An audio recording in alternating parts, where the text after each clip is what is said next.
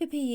ဒီနေ့လေပါနီပူရီလေးလုပ်ပြီးတော့အားပေးပါအောင်သမီးနဲ့အတူတူသမီးတငယ်ချင်းလည်းညနေကျရင်လာမှာအဖေလက်ရပါနီပူရီကြိုက်လို့တဲ့အေးပါဟုတ်ပြီသမီးတို့ကောလိပ်ကနေပြန်လာတဲ့အခါမှာအဖေဆိုင်ကိုလာခဲ့လိုက်နော်အဖေကသမီးတို့နှစ်ယောက်အတွက်ပူပူနွေ့နွေ့လေးပါနီပူရီလုပ်ပေးမယ်နော်အဲ့ဒါကြောင့်အဖေကိုအရန်ချစ်နေရတာဒီလိုနဲ့နီတယောက်ဘတ်စကားပေါ်တက်ပြီးတော့မှကောလိပ်ကိုသွားခဲ့ပါတယ်ကောလိပ်ရောက်တဲ့အခါမှာနီကသူ့တငယ်ချင်းဖြစ်တဲ့ဝဝကိုပြောလိုက်တဲ့အခါမှာဝဝကလည်းအရန်ကိုပြောသွားခဲ့ပါတယ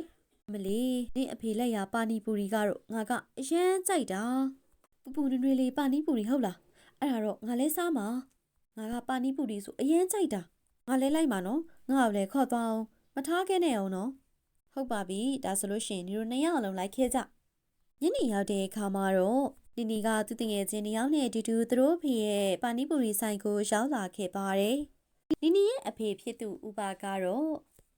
့ဈေးလေမှာပါနီပူရီလုပ်ပြီးတော့ရောင်းပါတယ်ဥပလိုမျိုးအရသာကောင်းတဲ့ပါနီပူရီကဒီတစ်မျိုးလုံးမှာဘယ်နေရာမှမရပါဘူးဒါကြောင့်မလို့လူတော်တော်များကသူ့ရဲ့ဆိုင်မှာပါနီပူရီလာဝယ်စားကြတယ်တဖြည်းဖြည်းနဲ့နီကလည်းပါနီပူရီဘယ်လိုလုပ်ရတာလဲဆိုတာကိုအဖေရှိကနေသင်ယူလိုက်ပါတယ်ဒီလိုပဲအချိန်ကြီးကုန်ဆုံးခဲ့ပါတယ်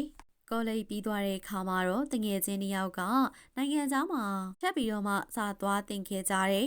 တစ်ဖက်မှာတော့နီရဲ့အဖေဖြစ်သူဥပါကအာမချမ်းဖြစ်ခဲ့ပါတယ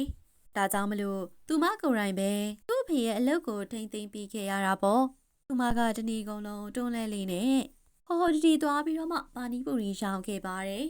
်ဈေးဝယ်တွေကလည်းဝယ်စားကြတာပေါ့ပါနီပူရီပူပူလေးတွေရမယ်နော်တစ်ခေါက်စားပြီးတာနဲ့စားပြီးရင်စားကျင်နေမှာနော်ရန်ကောင်းတဲ့ပါနီပူရီပူပူလေးတွေရမယ်နော်ဒီလိုနဲ့တစ်တွေအကြာကြီးကုန်ဆုံးခဲ့ပါတယ်နီရဲ့တငယ်ချင်းတစ်ယောက်ကလည်းညီကိုနှစ်ယောက်နဲ့အိမ်အောင်ကျသွားခဲ့တယ်သူတို့ယောက်ျားကလည်းအရန်ချမ်းသာတဲ့သူတွေဖြစ်ကြတယ်သူတို့မိန်းမတွေကိုအရန်ဂရုစိုက်ခဲ့ကြတယ်ဒီမှာရှိတဲ့နီကတော့သူတငယ်ချင်းတစ်ယောက်ကိုအရန်သတိရခဲ့ပါတယ်ဒါပေမဲ့လည်းသူတို့ရဲ့ဖုန်းနံပါတ်လည်းမရှိခဲ့ပါဘူးဖုန်းဆက်လို့ရအောင်လည်းဘာအဆက်အသွယ်မှမရှိခဲ့ဘူးအချိန်နှင်းငယ်ကြာမှနီကလည်းသူ့အဖေကိုဈေးကုပေးဖို့အတွက်မြို့ပေါ်တက်ခဲ့ပါတယ်အဲ့ဒီမြို့ပေါ်မှာပဲအိမ်သေးလေးတအိမ်မှာနေပြီးတော့မှအမေနဲ့အဖေကိုဂရုစိုက်ခဲ့တယ်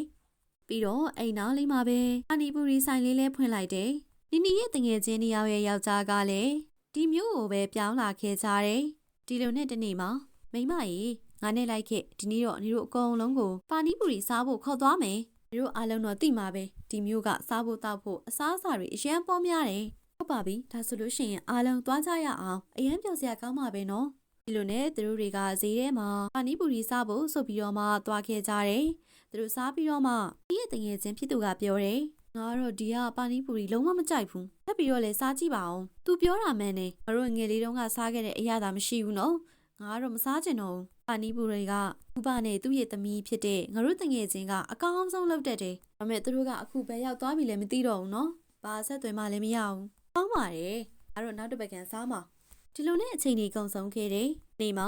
တငယ်ချင်းရေငါတို့တငယ်ချင်းနီကအခုချိန်မှာဘယ်မှာရှိနေမလဲမသိဘူးနော်အချိန်ကြီးရောကောင်းရက်လားမသိဘူးကောလိပ်ပြီးကြတဲ့ကသူနဲ့ကိုမတွေ့ရတော့ဘူးဟုတ်တယ်ကွာငါလည်းသူ့ကိုအရင်သတိရတာပဲတစ်ခေါက်တုန်းကရွာကိုသွားတုန်းကသူ့အိမ်ကိုဝင်သေးတယ်ဒါပေမဲ့အိမ်ကတော့ခတ်ထားတာငါတို့သာသူနဲ့ပြန်တွေ့ရင်တော်တော်ကောင်းမှာပဲနော်ဒီလိုနဲ့အချိန်တွေကုန်ဆုံးခဲ့ပါတယ်နေ့မှာနီးရဲ့တငယ်ချင်းတယောက်ဖြစ်တဲ့တီတာကိုတီတာကြားကပြောတယ်တီတာကြီးမနေ့ပြန်ကြားလို့ရှိရင်ငါမိတ်ဆွေတယောက်ရဲ့မင်္ဂလာဆောင်ဟုတ်တယ်အဲ့တော့ညီတို့အားလုံးလည်းအဲ့ဒီမင်္ဂလာဆောင်မှာလာရမယ်ဟုတ်တယ်ညီတို့တွေလည်းစင်သစ်လောက်ထားလိုက်အမေလဲလိုက်မှာသူတို့ကခဏတောင်းဆိုနေတာတမိသားစုလုံးကိုခေါ်ခဲ့တဲ့ဟုတ်ပါပြီကျမတို့အစင်သစ်လောက်ထားလိုက်ပါမယ်အလားပြင်ဖို့အတွက်အခုကလေးကကြိုတင်ဘုတ်ကင်လောက်ထားလိုက်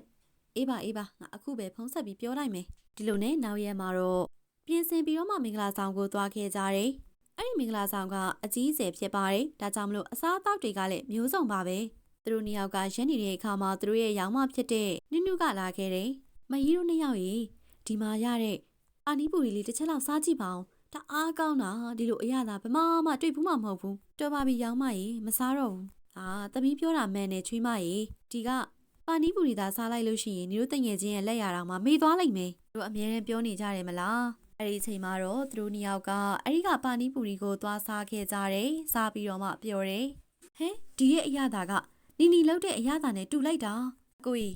ဒီပါနီပူရီကဘယ်သူလုပ်ပေးတာတော့အော်အထဲထဲမှာလေအမကြီးတယောက်ရှိတယ်သူကလုပ်ပေးတာပါဒီမှာကျွန်တော်တို့ကရောင်းနေတာပါဟုတ်လားဒါကအရသာတော်တော်တူတယ်လာလာငါတို့အမြန်သွားကြည့်ရအောင်ဒီလိုနဲ့သူတို့ကအထဲထဲသွားကြည့်တဲ့အခါမှာတော့နီနီကပါနီပူရီကြော်နေတာကိုတွေ့ခဲ့ရတယ်တငယ်ချင်းတစ်ယောက်ကလည်းနီနီကိုတွေ့သွားပြီးတော့မှအရန်ပျော်သွားခဲ့ကြတယ်ဟဲတငယ်ချင်းတို့ရေနေတို့ကဒီကိုရောက်နေရလားနေတို့ကအိမ်တော်လဲကျသွားပြီပေါ့နေတို့တော်တော်ကိုလှနေတာပဲနော်အရန်ကြည့်ကောင်းနေအဲ့ဒါဒီနောက်မှပြောလာအရင်ဆုံးငါတို့ကိုလာဖတ်ပါအောင်နေကဒီလိုအခြေအနေမှာဘယ်လိုရောက်နေတာတော့ဒီလောက်ထိပညာတတ်ဖြစ်ပြီးတော့မှဒါတွေလုပ်နေတာလားမင်္ဂလာဆောင်နေမှာပါနီပူရီလုပ်ပြီးတော့ရောင်းနေတယ်ပေါ့ဘယ်လိုပြောပြရမလဲတငယ်ချင်းရေဒီစင်းရဲသားတယောက်ရဲ့ဘဝမှာဖခင်ကဘာတွေရေးထားမှမသိတာကြောင်းပြီးသွားတဲ့အခါမှာအဖေကအဲ့ရပေါ်လဲသွားတာလေနေမကောင်းတော့ဘူးအဲ့ဒါကြောင့်မလို့အိမ်ကအတုံးစရိတ်တွေဖူးလို့အောင်လို့ငါကလည်းပါနီပူရီလုပ်ပြီးရောင်းရတာပေါ့ပြီးတော့အဖေကိုစေးကူဖို့အတွက်ဒီမြို့ကိုခေါ်လာတာပါဒါပေမဲ့လည်းတနေ့မှရုတ်တရက်သူကဆုံးသွားခဲ့တာအခုတော့ကိုတိချလေးထိမ့်ပါနော်သူကဒီကဘာမှမရှိတော့ဘူးအသက်ထွက်သွားပါပြီဒီကရင်တော့သူကကင်ဆာဖြစ်နေတာပါဒီလိုနဲ့နီနီကသူ့အဖေရဲ့အလောင်းကိုမီးရှို့ခဲ့ပါတယ်အဖေဆုံးပြီးသွားတဲ့နောက်ပိုင်းမှာအမေကလည်းအဲ့ရပေါ်လဲသွားခဲ့ပါတယ်ဒီလိုနဲ့တနေ့မှာသမီးရေဒီကဘာမှာအမေကလွဲပြီးသမီးမှာဘူးမှမရှိဘူးလေအကယ်လို့သမီးသာအိမ်အောင်ကျသွားပြီဆိုရင်အမေကစိတ်ချလက်ချသွားနိုင်ပြီအမေကလည်းအဲ့လိုမပြောပါနဲ့စိတ်ရုံအကြီးကြီးတွေမှာအမေကိုစိတ်ကူပေးမှာပါနီနီကပစက်နေစုပြီးတော့မှအမေဖြစ်သူကိုစိတ်ကူပေးခဲ့ပါတယ်ဒီလိုနဲ့တဖြည်းဖြည်းစိတ်ကူရင်နဲ့ပစက်နေလဲကုံသွားခဲ့ပါတယ်အကျွေးလဲယူပြီးတော့မှစိတ်ကူပေးခဲ့တယ်လောက်ထိစ조사ပြီးစိတ်ကူပေးရတော့မှသူ့ရဲ့အမေကိုမကယ်နိုင်ခဲ့ပါဘူးသူ့အမေလဲဆုံးသွားခဲ့ပါတယ်အမေလည်းသမီးကိုထားပြီးသွားခဲ့ပြီပေါ့သမီးကမိဘမဲ့တယောက်ဖြစ်သွားပြီပဲအဲ့တော့သမီးကဘသူနဲ့အတူနေရတော့မှလဲအဲ့ချိန်ကနေစပြီးတော့မှငါကဒီမျိုးရဲ့လမ်းဘေးပေါ်မှာပါနီပူရီပူပူလေးလှုပ်ရောက်တာပေါ့ကိုပဲကိုကနေကိုတယောက်တည်းရုန်းကန်ပြီးရှင်သန်ရတာပေါ့လေပြီးတော့မင်္ဂလာဆောင်နေပါဒီမှာလဲငါကပါနီပူရီလှုပ်ပြီးရောင်းပြီးတာပေါ့နေမငိုပါနဲ့နီရေ